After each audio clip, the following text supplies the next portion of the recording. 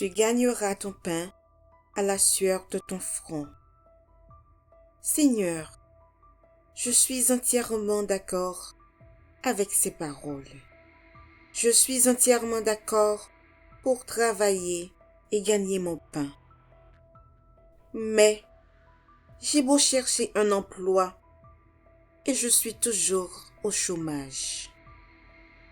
Seigneur mon Dieu, aide-moi à trouver un travail où l'employeur ainsi que mes collègues seront satisfaits de mon travail, de ma performance. J'ai confiance en vous, mon Dieu, pour l'obtention de ce travail tant désiré. Verset à méditer pour le travail.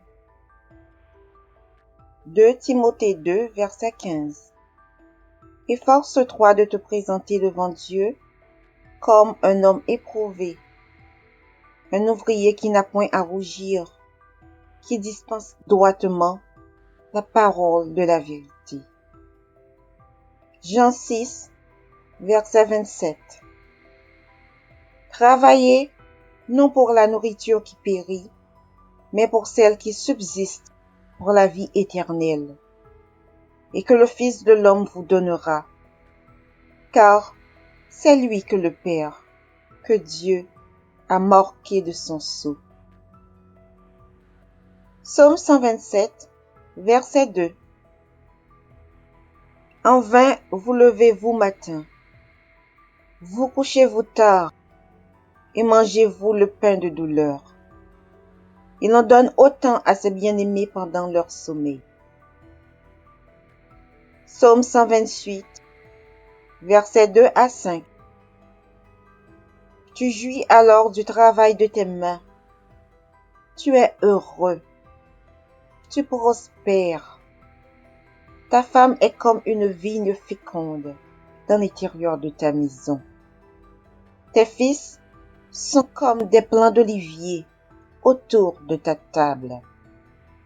C'est ainsi qu'est béni l'homme qui craint l'Éternel. L'Éternel te bénira de Sion, et tu verras le bonheur de Jérusalem tous les jours de ta vie. Psaume 90, verset 17. Que la grâce de l'Éternel notre Dieu soit sur nous. Affermis l'ouvrage de nos mains. Oui, affermis l'ouvrage de nos mains. Exode 20, versets 9 à 10. Tu travailleras 6 jours et tu feras ton ouvrage. Mais le 7e jour est le jour du repos de l'Éternel ton Dieu. Tu ne feras aucun ouvrage, ni toi, ni ton fils, ni ta fille, ni ton serviteur, ni ta servante, ni ton bétail, ni l'étranger qui est dans tes portes. Colossiens 3, versets 23 à 24. Tout ce que vous faites, faites-le de bon cœur, comme pour le Seigneur, et non pour des hommes, sachant que vous recevrez du Seigneur l'héritage pour récompense. Servez Christ, le Seigneur. Ecclésiaste 9, verset 10. Jouis de la vie avec la femme que tu aimes pendant tous les jours de ta vie de vanité que Dieu t'a donnée sous le soleil. Car c'est ta part dans ta vie, au milieu de ton travail que tu fais sous le soleil. Tout ce que ta main trouve à faire avec ta force, fais-le, car il n'y a ni œuvre, ni pensée, ni science, ni sagesse dans le séjour des morts où tu vas. Ecclésiaste 5, versets 18 à 19. Voici ce que j'ai vu. C'est pour l'homme une chose bonne, et belle de manger et de boire, et de jouir du bien-être au milieu de tout le travail qu'il fait sous le soleil, pendant le nombre des jours de vie que Dieu lui a donnés. Car c'est là sa part. Mais si Dieu a donné à un homme des richesses et des biens, s'il l'a rendu maître d'en manger, d'en prendre sa part et de se réjouir au milieu de son travail, c'est là un don de Dieu. Ecclésiaste 5, verset 12. Le sommeil du travailleur est doux qu'il ait peu ou beaucoup à manger, mais le rassasiement du riche ne le laisse pas dormir. Ecclésiaste 2, versets 4 à 6. J'exécutais de grands ouvrages. Je me bâtis des maisons. Je me plantais des vignes. Je me fis des jardins et des vergers, et j'y plantais des arbres à fruits de toute espèce. Je me créais des étangs pour arroser la forêt où croissaient les arbres. Ecclésiaste 3, versets 9 à 13. Quel avantage celui qui travaille retire-t-il de sa peine? J'ai vu à quelle occupation Dieu soumet les fils de l'homme. Il fait toutes bonnes choses en son temps. Même il a mis dans leur cœur la pensée de l'éternité, du commencement jusqu'à la fin. J'ai reconnu qu'il y a de bonheur pour eux qu'à se réjouir et à se donner du bien-être pendant leur vie. Mais que, si un homme mange et boit et jouit du bien-être au milieu de tout son travail, c'est là un don de Dieu. Ecclésiaste 10, verset 18. Quand les mains sont paresseuses, la charpente s'affaisse. Et quand les mains sont lâches, la maison a des gouttières.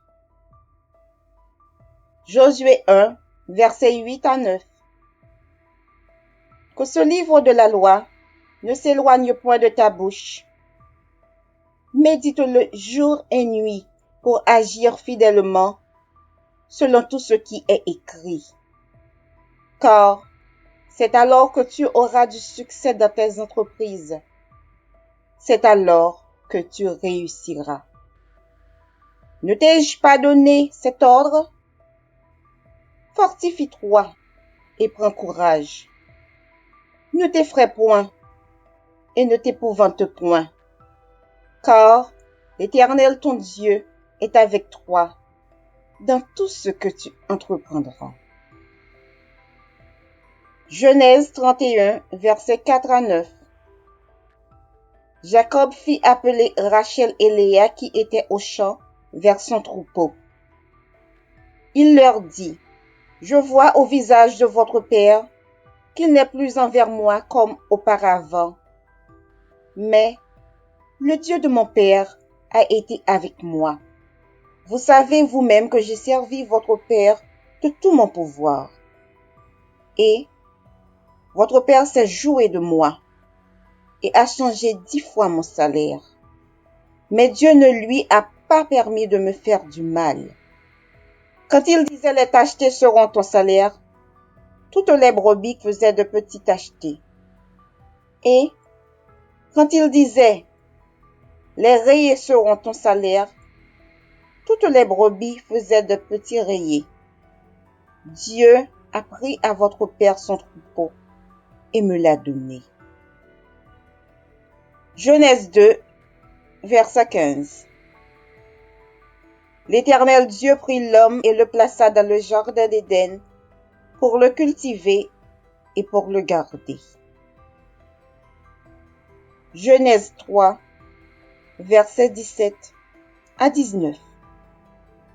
Il dit à l'homme, « Puisque tu as écouté la voix de ta femme et que tu as mangé de l'arbre au sujet duquel je t'avais donné cet ordre, tu ne mangeras point. Le sol sera maudit à cause de toi. C'est à force de peine que tu en retireras ta nourriture tous les jours de ta vie. Il te produira des épines et des ronces, et tu mangeras de l'herbe des champs. C'est à la sueur de ton visage que tu mangeras du pain, jusqu'à ce que tu retournes dans la terre d'où tu as été pris. Car tu es poussière, et tu retourneras dans la poussière. 1 Thessaloniciens 4, versets 9 à 12. Pour ce qui est de l'amour fraternel, vous n'avez pas besoin qu'on vous en écrive, car vous avez vous-même appris de Dieu à vous aimer les uns les autres, et c'est aussi ce que vous faites envers tous les frères dans la Macédoine entière.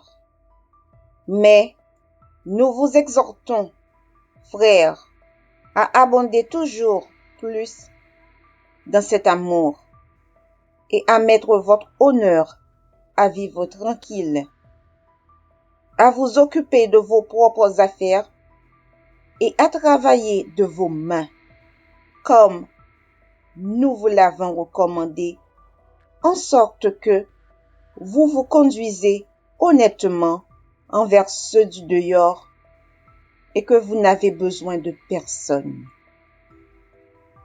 2 Thessaloniciens 3, versets 8 à 12. Nous avons mangé gratuitement le pain de personne, mais dans le travail et dans la peine, nous avons été nuit et jour à l'œuvre pour ne pas être à la charge à aucun de vous. Ce n'est pas que nous n'en eussions le droit, mais nous avons voulu vous donner en vous-même un modèle à imiter. Car lorsque nous étions chez vous, nous vous disons expressément, si quelqu'un ne veut pas travailler, qu'il ne mange pas non plus. Nous apprenons cependant qu'il y en a parmi vous quelques-uns qui vivent dans le désordre, qui ne travaillent pas, mais qui s'occupent de futilité. Nous invitons ces gens-là et nous les exhortons par le Seigneur Jésus-Christ à manger leur propre pain en travaillant paisiblement. Proverbe 10, versets 4 à 5. Celui qui agit d'une main lâche s'appauvrit, mais la main des diligents enrichit. Celui qui amasse pendant l'été est un fils prudent. Celui qui dort pendant la moisson est un fils qui fait honte. Proverbe 13, verset 11. La richesse mal acquise diminue, mais celui qui amasse peu à peu l'augmente. Proverbe 21, versets 25 à 26. Les désirs du paresseux le tuent, parce que ses mains refusent de travailler. Tout le jour, il éprouve des désirs, mais le juste donne sans parcimonie.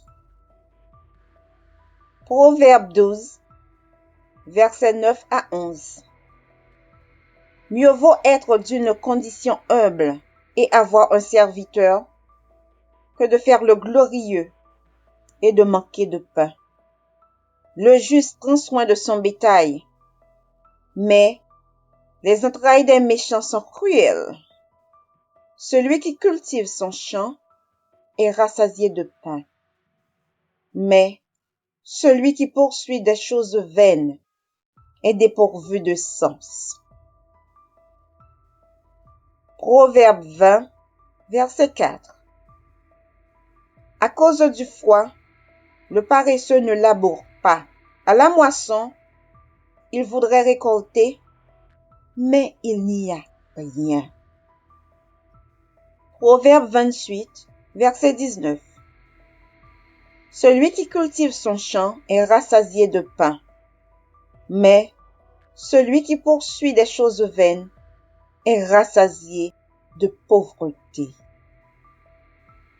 Proverbe 18, verset 9. Celui qui se relâche dans son travail est frère de celui qui détruit. Proverbe 13, verset 4. L'âme du paresseux a des désirs qu'il ne peut satisfaire, mais l'âme des hommes diligents sera rassasiée. Ecclésiaste 4, versets 9 à 10. Deux valent mieux qu'un, parce qu'ils retirent un bon salaire de leur travail. Car s'ils tombent, l'un relève son compagnon. Mais malheur à celui qui est seul et qui tombe sans avoir un second pour le relever. Proverbe 31, versets 14 à 16. Elle se procure de la laine et du lin et travaille d'une main joyeuse. Elle est comme un navire marchand. Elle amène son pain de loin. Elle se lève lorsqu'il est encore nuit et elle donne la nourriture à sa maison et la tâche à ses servants. Elle pense à un champ et elle l'acquiert. Du fruit de son travail, elle plante une vigne. Proverbe 22, verset 29. Si tu vois un homme habile dans son ouvrage, il se tient auprès des rois. Il ne se tient pas auprès des gens obscurs. Acte 20, verset 35. Je vous ai montré de toute manière que c'est en travaillant ainsi qu'il faut soutenir les faibles et se rappeler les paroles du Seigneur qui a dit lui-même, il y a plus de bonheur à donner qu'à recevoir. Éphésiens 4, verset 28. Que celui qui dérobait ne dérobe point, mais plutôt qu'il travaille en faisant de ses mains ce qui est bien pour avoir de quoi donner à celui qui est dans le besoin. Amen. Amen. Amen.